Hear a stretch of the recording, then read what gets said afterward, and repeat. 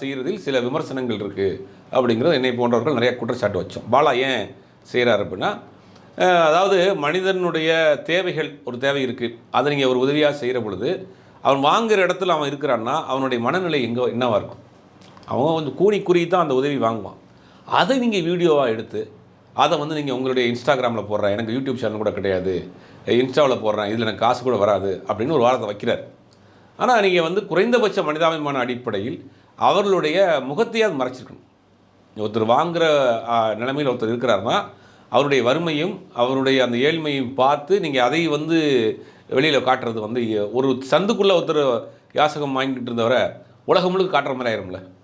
ஒரு சந்துக்குள்ளே ஒருத்தர் வாங்கிட்டு இருக்கிறாரு, அவருக்கு ஒரு 10 ரூபாயை போட்டு வீடியோ எடுத்து அதை நீங்கள் இன்ஸ்டாவில் போடுறப்போ உலகம் முழுவதும் பார்ப்பாங்க இல்லையா?